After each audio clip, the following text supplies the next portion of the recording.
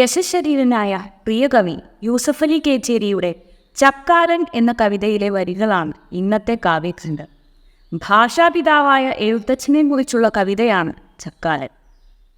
കാവ്യഖണ്ഡത്തിലേക്ക് കടക്കാം.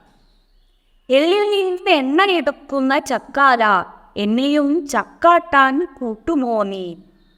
എള്ളിൽ നിന്ന് എണ്ണയാട്ടി എടുക്കുന്നത് പോലെ അനുഭവങ്ങളെയും അറിവിനെയും കടഞ്ഞ് ആധ്യാത്മിക തത്വങ്ങൾ ഗ്രഹിക്കുന്ന വിദ്യ എന്നെ കൂടി പഠിപ്പിച്ചു തരുമോ എന്നാണ് കവി ഭാഷാപിതാവിനോട് ചോദിക്കുന്നത്.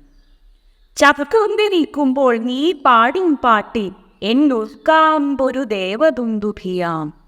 ആദിതാളത്തിൽ തുടിക്കുമാ ദിവ്യാനുഭൂതിയെ എന്നെത്താൻ ഞാൻ മറക്കും. ആധ്യാത്മിക തത്വങ്ങൾ കവിതയായി കിളിപ്പാട്ടായി ഒഴുകുമ്പോൾ എൻ്റെ മനസ്സൊരു ദുന്ദുഭിയായി മാറും. അതിൻ്റെ ദിവ്യാനുഭൂതിയിൽ ഞാൻ എന്നെ തന്നെ മറക്കും. എന്തൊരു നിർവൃതി ചക്കാര, നിന്നുടെ ചിന്താൽ മൃതിയും മരിക്കുമല്ലോ. നിന്റെ പാട്ട് മരണത്തെ പോലും ചിരിക്കും.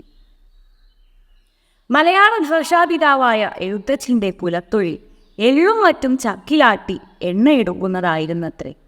അറിവിനെയും അനുഭവങ്ങളെയും കടഞ്ഞ് ആധ്യാത്മിക തത്വങ്ങൾ ഗ്രഹിക്കുന്നതും സമാനമായ വേലയാണ്.